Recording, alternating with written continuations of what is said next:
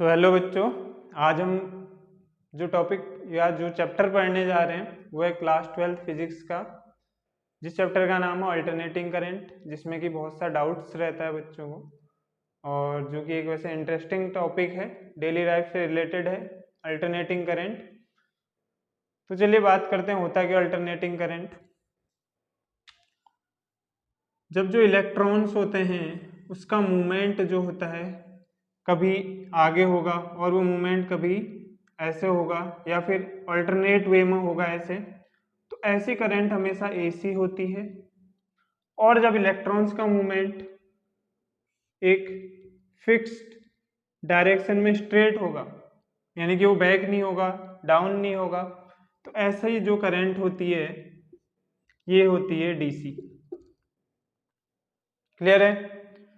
अब इसी कॉन्सेप्ट को ज्यादा डिटेल में समझने के लिए मैं बात करता हूं अल्टरनेटिंग करंट की जो बेसिक सी डेफिनेशन है उसकी।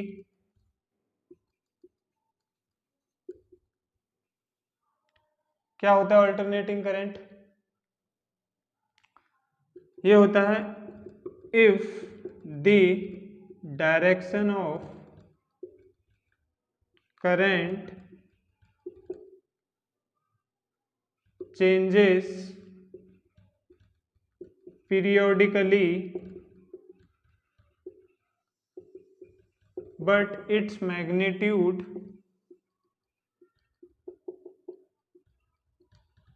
changes with respect to time,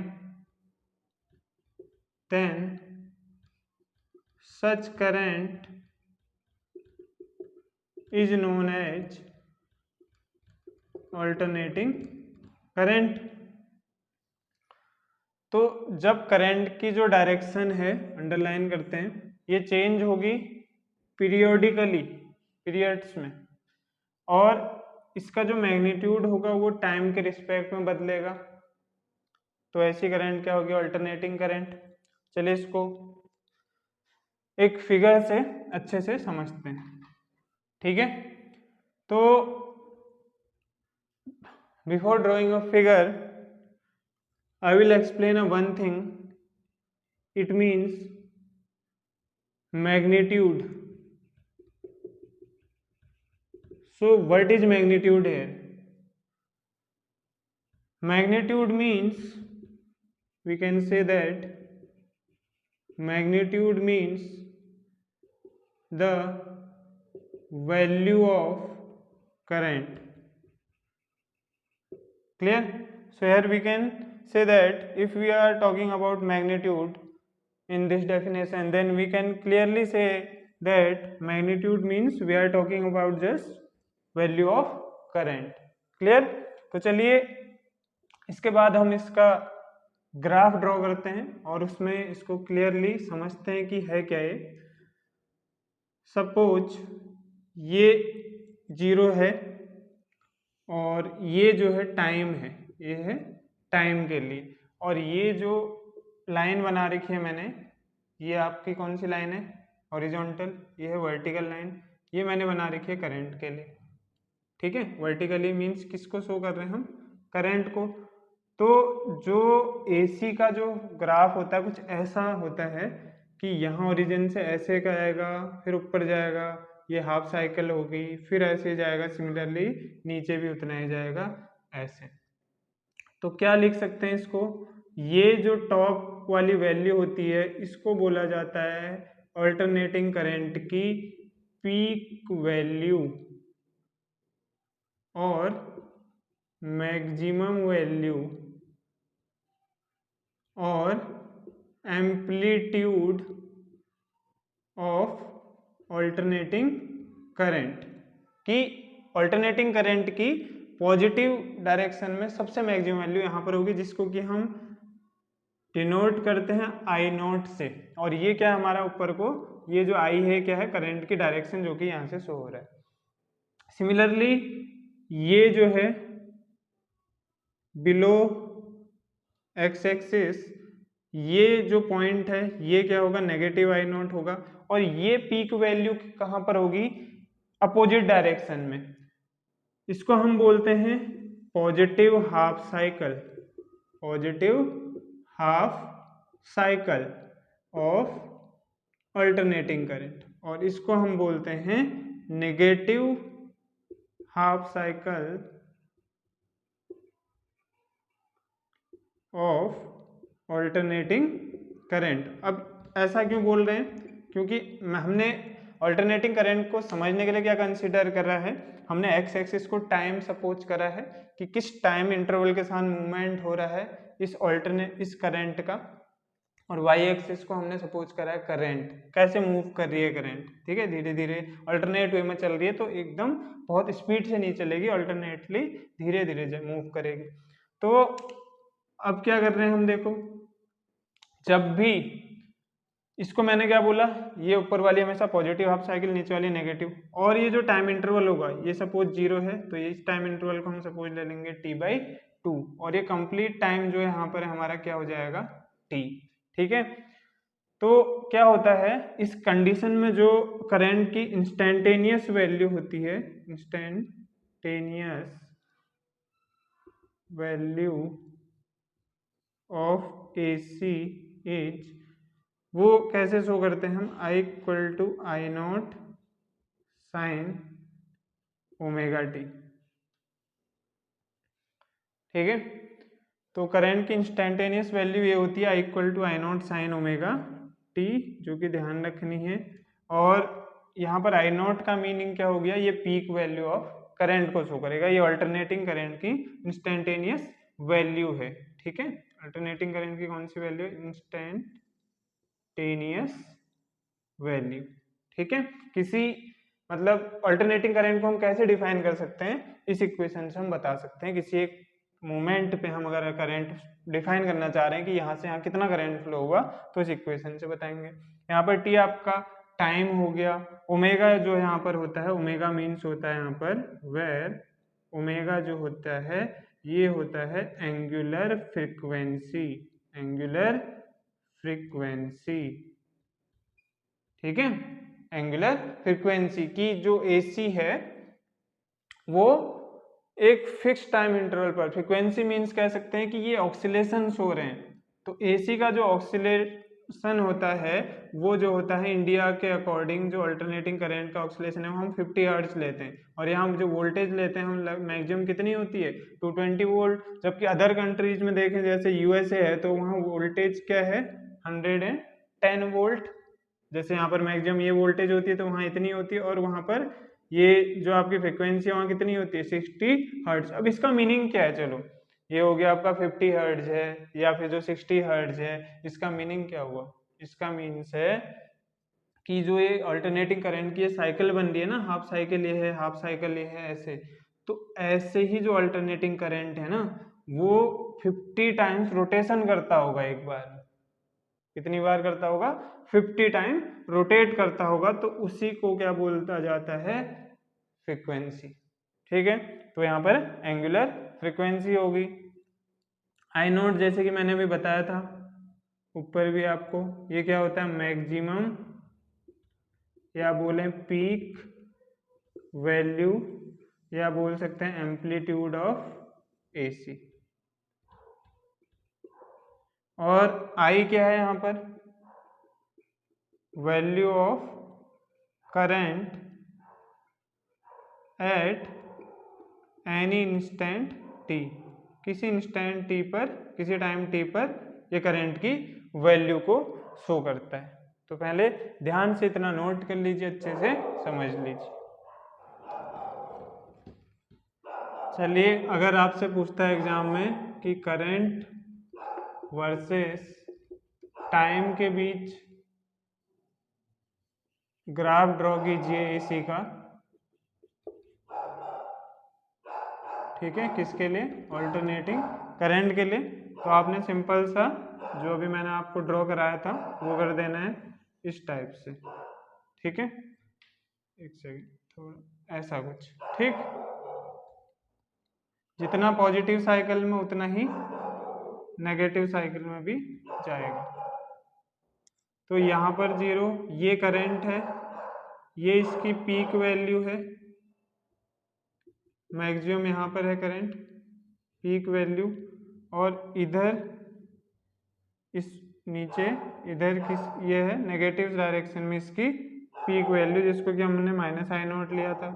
ये t/2 टाइम हाफ साइकिल के लिए, ये टोटल कंप्लीट टाइम t, और ये टाइम के रिस्पेक्ट में शो कर रहे हैं, और ये क्या है करंट। तो इसको ऐसे लिख सकते हैं, ये है करंट। ये पॉजिटिव हाफ साइकिल था, ये नेगेटिव हाफ साइकिल था। यहाँ हमने बात की थी एक इक्वेशन की, जिसको हमने लिखा था अभी जस्ट, जिसको हमने लिखा था I = I0 sin omega t से, ठीक है। और यहाँ पर मैंने बताया था कि ओमेगा क्या होता है, t क्या होता है, I0 क्या होता है, ये सब, और I क्या होता है। तो इसके लिए हम एक चीज और देखेंगे कि जो ओमेगा होता है एंगुलर फ्रीक्वेंसी, उसकी वैल्यू क्या होती है। ओमेगा की वैल्यू जो होती है 2π/t, ये होता है आपका ओमेगा। एंगुलर फ्रीक्वेंसी बोल सकते हैं इसको, कि जो एंगुलर फ्रीक्वेंसी होगी इसकी कितना टाइम ये जो है अलग अलग साइकिल्स में मूवमेंट करेगा। तो इसको समझने के लिए हम सबसे पहले समझ लेते हैं फ्रीक्वेंसी क्या होती है, क्योंकि अगर ये क्लियर होगी तो आपको एंगुलर फ्रीक्वेंसी का मीनिंग यहाँ पर समझ आ जाएगा। तो फ्रीक्वेंसी जो होती है ये होती है नंबर ऑफ ऑक्सीलेशंस इन 1 सेकेंड। यानी कि इसको जो नोटेशन होता है ऐसा होता है, न्यू बोलते हैं इसको 1/t। तो एक सेकेंड में, कहने का मतलब है कि एक सेकेंड में जो इंडिया का मैंने बताया था यहाँ पर जो फ्रिक्वेंसी होती है, ये न्यू की वैल्यू कितनी होती है 50 हर्ट्ज होती है। कहाँ, हमारी कंट्री में। और यूएसए वगैरह में, जैसे बाहर की कंट्रीज में 60, तो अलग अलग होती है। तो इसका मीनिंग क्या है कि हमारे जो कंट्री है वहां पर एक सेकेंड में नंबर ऑफ ऑक्सीलेशंस, ये पॉजिटिव और नेगेटिव जो साइकिल है, दोनों हाफ साइकिल हैं, नेगेटिव हाफ साइकिल चेंज कितनी बार हो रहे होंगे, चेंजेस 50 टाइम्स इन 1 सेकेंड, ठीक है। तो एक सेकेंड में ये जो ऑक्सीलेशन होंगे पॉजिटिव नेगेटिव ऐसे 50 टाइम्स होंगे। क्लियर है। तो ये था हमारा कंप्लीट इसका कॉन्सेप्ट। आई होप आपको समझ आया होगा। चलिए अब चलते हैं नेक्स्ट टॉपिक। ले रहे हैं एक टर्म जो कि कैपिटल टी से हमने डिनोट करा है, टाइम पीरियड ऑफ एसी। ये होता है क्या है, ये होता है the time taken by current for completing 1 cycle. इसको क्या बोलते हैं हम, टाइम पीरियड, ठीक है। तो एक साइकिल को कंप्लीट करने के लिए जितना टाइम लगेगा उसको हम बोलेंगे टाइम पीरियड। सपोज ये साइकिल कंप्लीट हो रही है, तो जितना टाइम ले रहा है उसी को हम क्या बोलेंगे, टाइम पीरियड ऑफ एसी, ठीक है। करंट एक यहाँ से चला 0 से, इस साइकिल को कंप्लीट करने में जितना टाइम लेगा वो भी टाइम पीरियड, ऐसे इस साइकिल को कंप्लीट करने में जितना टाइम लेगा यहाँ से यहाँ तक, वो भी इसका क्या हो जाएगा, टाइम पीरियड, ठीक है। तो इसको हम बोल सकते हैं time period of alternating current. आगे हम बात करते हैं अल्टरनेटिंग ईएमएफ या फिर अल्टरनेटिंग वोल्टेज की। तो सिमिलर है बिल्कुल, बस चेंज क्या है, जहाँ पर करंट था वहाँ पर वोल्टेज आ जाएगा। तो वोल्टेज का भी मैंने बता ही दिया आपको अभी कि इंडिया में अदर कंट्रीज में कैसे होते वेरी करती है। तो सपोज यहाँ पर ये हमारा ओरिजिन है, ये टाइम वही रहेगा टी के रिस्पेक्ट में। अब जो हमारा ग्राफ बनेगा वोल्टेज और टाइम के रिस्पेक्ट में बन रहा होगा। तो यहाँ पर जैसे सपोज ये मैंने यहाँ पर पीक में जा रही है ये आपकी वेव, तो ये हमने सपोज क्या कर लिया, ये वोल्टेज की मैक्सिमम वैल्यू है। और ऐसी इसको यहाँ पर अपोजिट डायरेक्शन में नेगेटिव साइड है तो -E0 लिख देंगे। वहाँ क्या था, -I0 और I0 था। और ये अभी भी पॉजिटिव हाफ साइकिल ही रहेगा, ऊपर को नीचे को नेगेटिव हाफ साइकिल। तो इसकी जो इक्वेशन होती है, जैसे वहाँ इंस्टेंटेनियस इक्वेशन थी I = I0 sin ओमेगा, तो यहाँ हो जाएगी E = E0 sin omega T. बाकी टर्म्स सिमिलर रहेंगे, ओमेगा फ्रिक्वेंसी रहेगी, टी टाइम रहेगा। और एक चीज मेन कि हमने यहाँ पर एंगल साइन ही क्यों लिया, ये आप कॉस भी ले सकते हैं, मीन्स की जैसे हमने करंट की इक्वेशन बनाई थी I = I0 sin omega T, तो आप इसको I = I0 cos omega T भी लिख सकते हैं।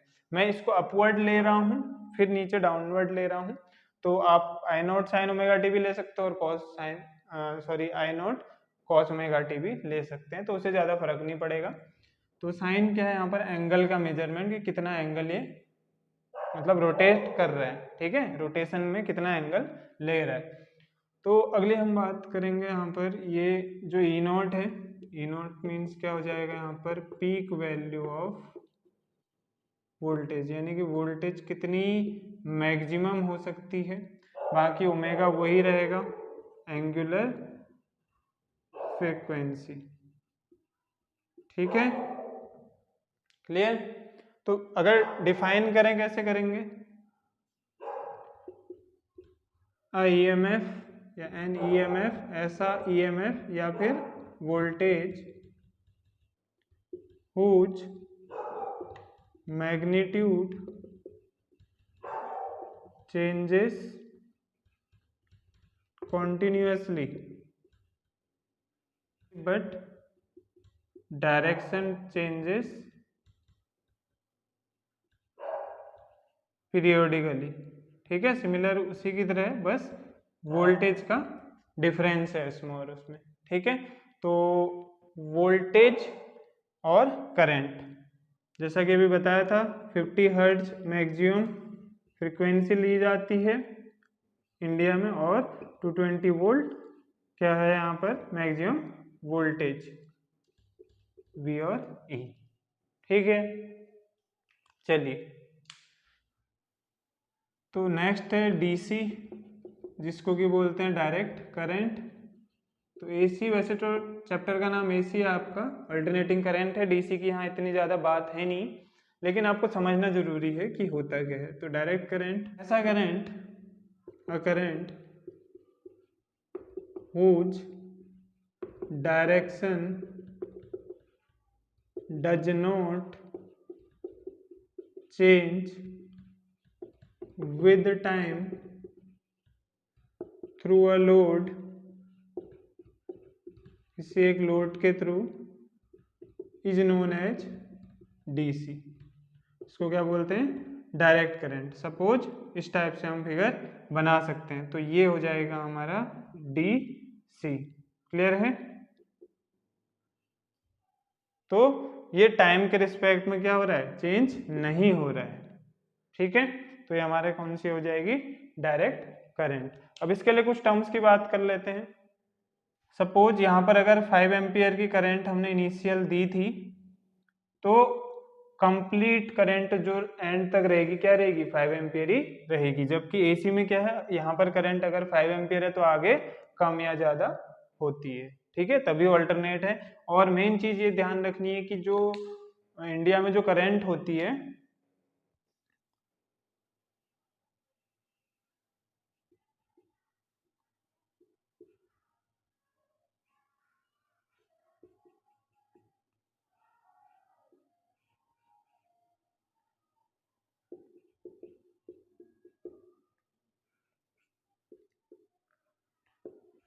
तो जो करंट होता है 99% आपका AC ही यूज होता है। DC बहुत छोटा करंट होता है कंपैरिजन टू दिस करंट, ठीक है। AC से जो है शॉक बहुत तेज लगता है, अट्रैक्टिव करंट होता है।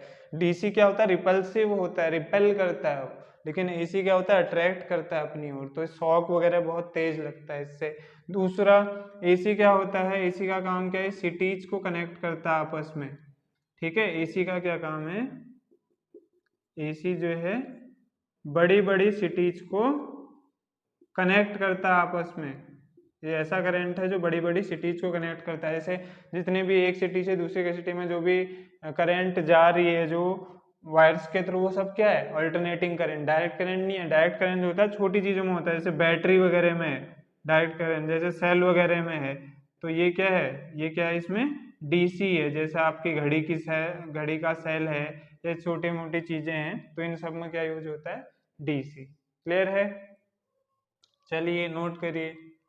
इसी को हम एक नाम और देते हैं, डायरेक्ट करंट को स्टेडी करंट। ठीक है, मतलब एक ही मोमेंट में सीधे ट्रेवल कर रहा है, कहीं रुक नहीं रहा है। तो क्या लिखेंगे, करंट, ऐसे भी लिख सकते हैं इसकी definition, whose magnitude and direction remain same. तो करंट कौन सी हो जाएगी, डीसी। अब इसके लिए बात करते हैं कि अगर इसकी हम फ्रीक्वेंसी की बात करें, फ्रीक्वेंसी को आप स्मॉल एफ से भी डिनोट कर सकते हैं और मैंने अभी बताया था न्यू से भी। तो इसकी फ्रीक्वेंसी जो होती है अल्टरनेटिंग करंट की, इसकी फ्रीक्वेंसी होती है आपकी 0। क्यों होती है 0? क्योंकि इसमें नो ऑक्सिलेशंस, कोई भी ऑक्सिलेशन नहीं हो रहा है। ऑल्टरनेटिंग करंट में क्या हो रहा था, ऑक्सिलेट हो रहा था इस टाइप से एक लिमिटेड टाइम इंटरवल के बाद। ये था हमारा एसी, जबकि डीसी में ऐसा कुछ नहीं है, यहाँ स्ट्रेट मूव करती है करंट।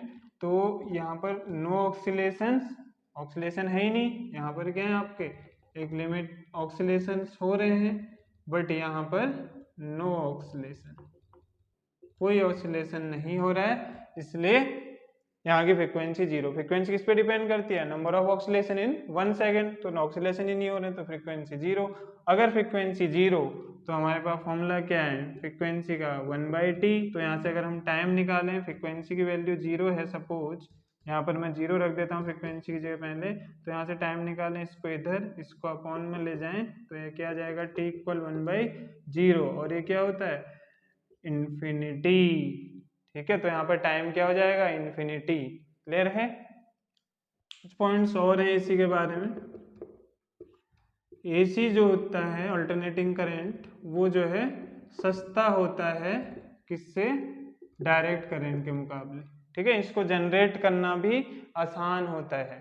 ठीक है, नेक्स्ट है, इसको लिख सकते हैं एसी कैन बी, एसी को डीसी में कन्वर्ट करा जा सकता है, लेकिन डीसी को कभी भी एसी में नहीं कन्वर्ट कर सकते आप। कन्वर्टेड इनटू डीसी कैसे, with the help of rectifiers, with the help of rectifiers. अभी रेक्टिफायर्स क्या चीज है, चलिए अभी आपको डायरेक्ट एग्जांपल से बताते हैं डेली लाइफ से। जैसे ये क्या है आपका, सपोज ये कोई है चार्जर, ये क्या है, चार्जर आपके मोबाइल का। तो चार्जर क्या करता है, जब आप उसको चार्जिंग पे लगा रहे हो, इनपुट कर रहे हो, तो कितना आपसे वोल्टेज मांगता है, 220 वोल्ट। बट जब आउटपुट दो देता है, वो कितने का देता है, 5 वोल्ट का। तो ये 220 वोल्ट जो है 5 वोल्ट में कैसे चेंज हो रहा है, with the help of rectifier. ठीक है, तो रेक्टिफायर क्या होता है, जो मैक्सिमम वोल्टेज को मिनिमम वोल्टेज में कन्वर्ट करता है। यानी कि 220 वोल्ट इनपुट लिया जब चार्जिंग में लगाया, और आउटपुट कितना दिया, 5 वोल्ट। आपके चार्जर्स वगैरह में लिखा भी रहता है 220 वोल्ट और 5 वोल्ट, तो वो इसीलिए लिखा रहता है। ठीक है, तो इतना ही कहूँगा लास्ट में, कॉन्सेप्ट इज अ पावर। और फिजिक्स हो, मैथ्स हो, या फिर केमिस्ट्री हो, या कोई भी सब्जेक्ट हो, उसको हमने कॉन्सेप्ट के साथ अगर हम पढ़ेंगे तो बेसिक क्लियर होगा ही होगा। अदरवाइज अगर हम रटने की कोशिश करेंगे तो फिर रिजल्ट भी क्या मिलेगा, 0। तो उम्मीद करता हूँ वीडियो आपको पसंद आई होगी फिजिक्स की। तो मिलते हैं नेक्स्ट वीडियो में, तब तक के लिए धन्यवाद।